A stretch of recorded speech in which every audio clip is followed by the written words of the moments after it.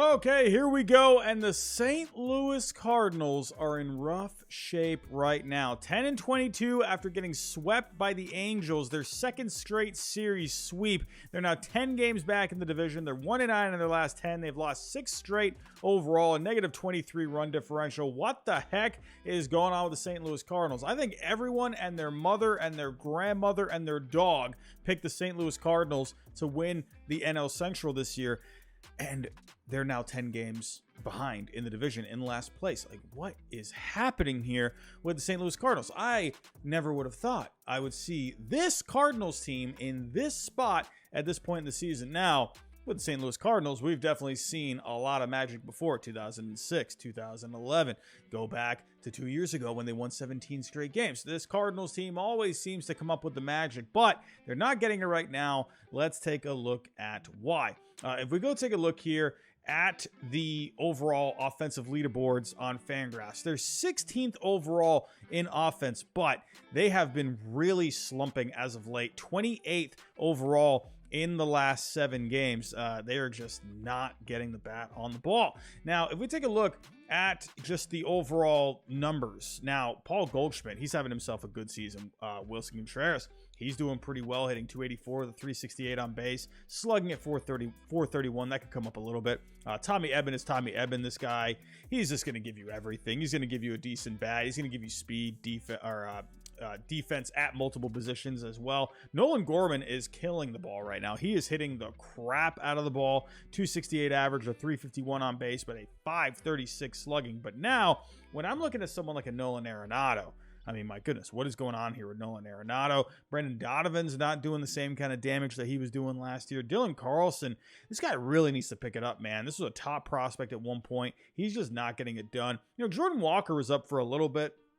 He was doing really well there, but they sent him back down to get more consistent at-bats. You know, Burleson, O'Neill, they're not doing anything here. I forgot to talk about Nootbaar. Nootbaar is getting on base, a 416 on base. That is extremely good, but they're definitely having a few guys here not contributing in this lineup. Now, if we go take a look at, like I said, how they've been doing over this stretch over the last 7 games, 28th overall on offense. But if we take a look at StatCast during this stretch, despite not getting a lot of runs across the board, I'm still seeing some good advanced numbers. I'm looking at exit velocity here. Brendan Donovan, despite his numbers, he is hitting the ball extremely well. Wilson Contreras, exit velocity still looks good with him. Even Dylan Carlson, sure, he's still getting really good contact on the ball, making great contact. Goldschmidt, fine. But Arenado, this is one guy I'm definitely a little concerned about. I don't know what's going on with him. I'm guessing there's something mechanical going on with him where he's got to get back in the lab. He's got to work on something here because even the exit velocity is still not looking good with him. So, but overall, I'm not really worried about this offense. I think they are slumping. Where I am worried about this team, though, is the starting pitching. Now, 24th overall on the year, a 5.48 ERA, a 4.93 FIP, a 4.44 xFIP. And when I'm looking at these guys here, now Jordan Montgomery is doing great. I like me some Jordan Montgomery. He's been solid for this rotation. A 3.34 ERA, 2.67 FIP, 3.81 xFIP. Solid numbers all around.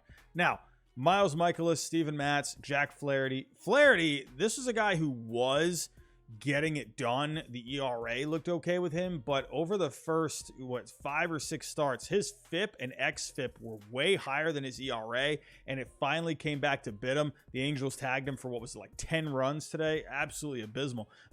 Woodford, he has not looked good. And also, one more thing to add about the starting pitching is, could they be struggling as well because of Wilson Contreras? Remember, for years, the Cardinals had Yadier Molina. He was always great with the pitching staff. He was always good with defense. But with Wilson Contreras, now sure, the defense is looking okay this year with a 2.3 defense so far, but he is not known for his game calling. He has not been great when it comes to working with pitchers.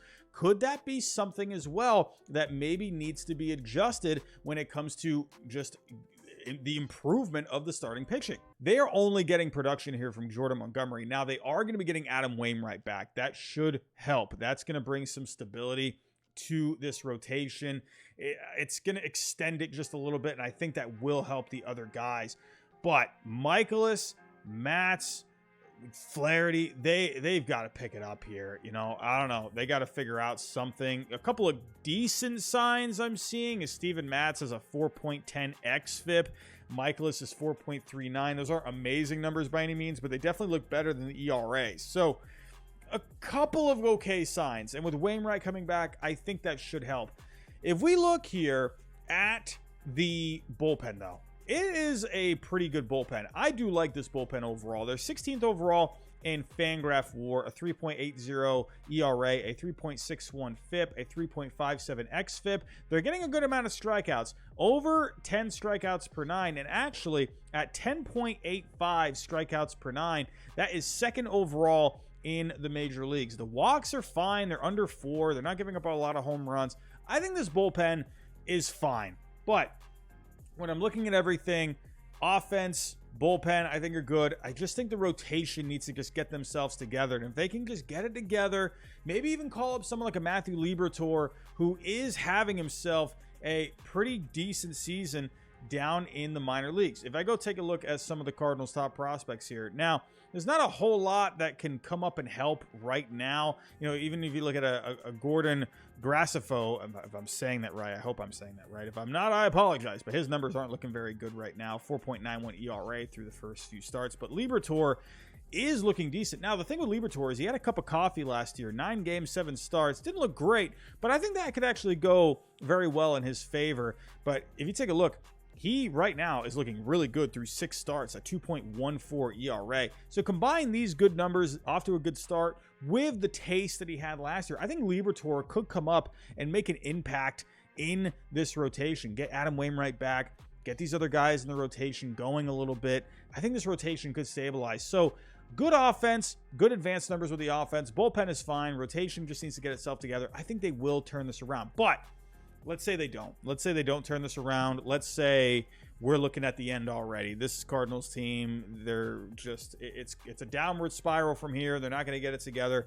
Let's say trade deadline, even at the All-Star break, let's say they're, 10 games under 500. At that point, yeah, you got to start making some moves. So if I'm looking here at some pieces. Now, with the Cardinals, it's a smart organization. They're not just going to start selling off everything. You're going to have Arenado next year. You're going to have Goldschmidt. You'll still have Michaelis next year. Wainwright's going to retire. Obviously, you're still going to have Contreras. Now, there's still going to be, let's just imagining if they are out of it this year, they're still going to look to compete next year. So you would look to be a little bit more selective in what you're going to sell off.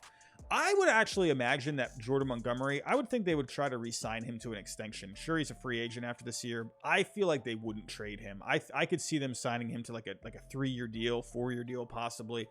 Even someone like Flaherty, possibly, I could see them looking into some kind of an extension. I don't know. Maybe with the injuries, though, and the advanced numbers not looking too great, maybe they do just move on from Jack Flaherty.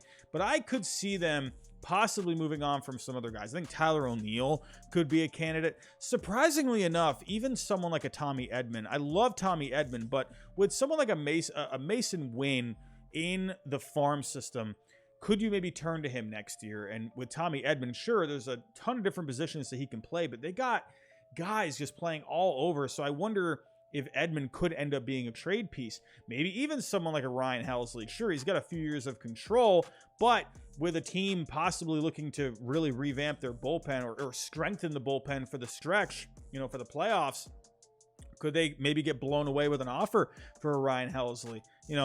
There are guys that you could definitely trade here. I don't think they trade any of these guys like Carlson or Newt Barr or, Donovan or Gorman or Walker. I definitely think these guys are going to be staying, but I definitely think there's a few other guys you could trade like I just mentioned. Now, if I go to baseballtradevalues.com, here are some guys I listed out. Edman at $36 million worth of value. Gallegos, Helsley, Montgomery. I did say I could see them looking at an extension for him, but if you were to trade him, $16 million worth of value. Starting pitching is very valuable at the trade deadline. Tyler O'Neill. I don't think this will be his value. I think it will come down if he doesn't pick it up, but I could see someone like him, a power right-handed bat. I could see some teams being intrigued with that. But overall, you're looking at $133 million worth of value right now. That could definitely bring in some pieces for the future.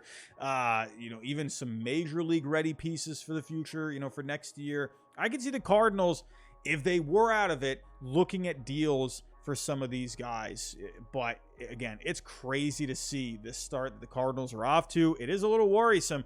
I think they can turn it around. If they can really get this together for the rest of this month, I think, if they can get to around even like 3 games under 500, get to around 5 games within this division, I think they will end up being okay, personally, but they're going to really have to pick this up because this is worrying territory right now. But let me know what you think down below in the comments. Do you think the Cardinals will turn it around? Do you think they're going to end up selling? Let me know what you think down below. But that's all I have for right now. Thanks for watching, and I'll talk to you next time.